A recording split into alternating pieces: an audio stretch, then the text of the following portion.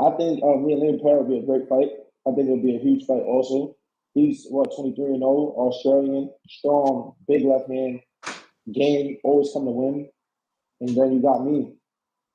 I feel like I said, it'll be a great fight, and hopefully we can get Liam Paro in the ring in March or a Jack Catterall, because I think those are the options. I really don't want to fight neither of them guys because I don't want to fight a southpaw again. This is my third camp back to back. Doing camp, trying to get southpaws, find southpaw sparring, especially it's very difficult. I had a camp for Bowser, I had a camp for Montana, then I had a camp for Zepeda. So then I got another camp for southpaw. I'm kind of annoyed of it, but it is what it is. It's making you better at the end of the day. Right.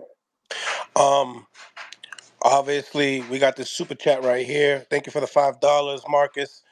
You are the next in line for Subriel Matas. When are you going to petition to make that fight?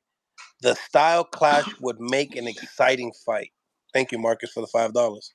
What you think about that statement?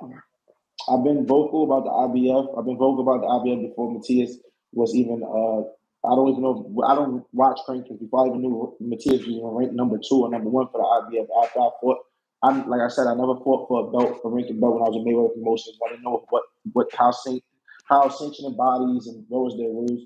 The 10-pound rehydration course took a lot out of me when I fought Alamo, and I didn't like the way I felt. I didn't like the way how I felt the night before the fight, where it still felt like I was dehydrated. I still was making weight. I still felt like drained. I couldn't really eat after breakfast. I think I ate breakfast and like maybe a little bit of like lunch, and I really couldn't eat. I was still hungry. I didn't like that feeling going into a fight, and I feel like I said, Subriel Matas is no easy task. If I fight a fight like that, I want to be at my best, and I want to rehydrate at my best. So I'm willing to fight whoever at the 140 division, but I'm not fighting no top guy like that with not being my best. Subriel Matas has been vocal, and he says he has no problem with the IBF. He doesn't rehydrate even that big. So I'm a guy. I'm not a small 140, and like I said, yeah, I want to be at my best if I get in the ring with somebody like Subriel Matas or Devin Haney or anybody. You see Devin Haney when he rehydrated with Regis, he came out 165 because he knew that he had to withstand the punches. He had to be big, and he had to rehydrate to be able to be durable, to be able to take that impact if he had to. All that plays a big key in big fights, and I think that me being smart, I would come into a fight like that. The same thing look at in history with Danny Jacobs. Danny Jacobs had to fight, I think, either Gennady Golovkin or Canelo. He said fuck the belt, and he went up in weight to come in strong.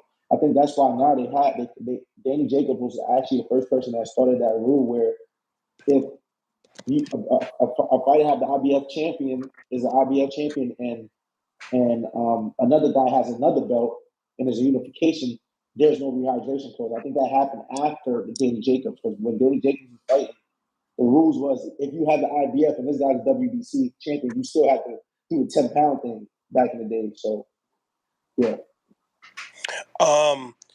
Speaking on Devin and that, he weighed in at 165 on fight night. I'm not going to get into, details on what you weigh in, but do you believe that, just because you're smart, you're saying you're not going to put yourself in that situation? Do you give credit, or do you feel what Devin Haney's doing as far as that fight with Tank, and it needs to be at 140? Yeah, I feel like the fight needs to be at 140. Like I said, big fights, you don't want to be depleted. You want to be at your best. You want to rehydrate at your best to get the fans your best. And Devin Haney came in rehydrated. He came in healthy. He came in, and you see how he performed. He performed like a superstar at night. He boxed Regis Prograis all day, and Regis Prograis didn't have no answer. If Devin Haney was depleted, we don't know how maybe Regis would have caught up to him eventually. We don't know. All that matters in big fights. What's your situation with Keyshawn Davis? I don't really want to speak on that. To be honest, I mean, I have no comment. I mean, me and Keyshawn never had no problems. It's been a buddy of mine since young kids growing up. I don't know what was the comment about. He never got back to me on Twitter about that, or we got a phone call. We just leave it at that. What were your thoughts on it, though? I just woke up. I woke up just like, what the fuck? Like, what's this about? I actually was getting phone calls and shit. Like, everybody's calling me, like, yo, what the fuck going on? I'm just like, I wrote what I wrote, and it was like, hey, I got my own life going on. I don't really, when I'm, this is why sometimes I don't like when you hit me up for interviews or other people hit me up for interviews. Sometimes I just shy away from it because I don't really like to get in the mix of the boxing world and like entertain stuff like that because that has nothing to do with my real life and my personal thing. So it's kind of like it is what it is. It's nothing. Me and Keyshawn is not fighting right now. He's on the top rank. He's a 135 pounder. He's still climbing the ranks, and I think he has his own journey. So there's no point of us talking. We don't have no animosity outside of the ring. So it's kind of just like whatever. Just brush it over. Y'all think what I would love to come on. I would love to come on here and be like, yeah, I'll fight Keyshawn next year and such. We can make it happen. It's bullshit. realistic? Do you feel like that fight will trickle down the line?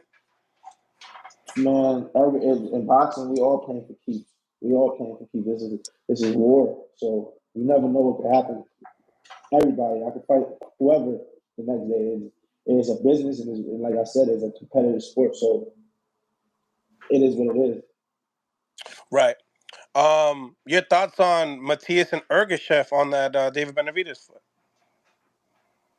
Um, I thought Matías understood what was in front of him. He understood. Ergashev, I kind of knew Ergashev game plan. He started off good. He said he wanted to keep Matías on the outside. I just feel like Matías is not a fighter who's just going to be able to keep on the outside for a whole 12-round fight. And I feel like Ergashev just burnt himself out. Like I said before, he kind of gave me mixed feelings about the fight. When I see him train in Miami, we all know Subriel Matas trains up in the mountains somewhere in Mexico. He trains very hard. He prepares himself. He gets away and he locks in. For Ergashev to be training in Miami, it's kind of like a prima donna. He didn't get. I don't think he got himself in condition to fight that fight. He definitely had a chance to win the fight, but he shot his load and Matías broke him down. Right, 100%.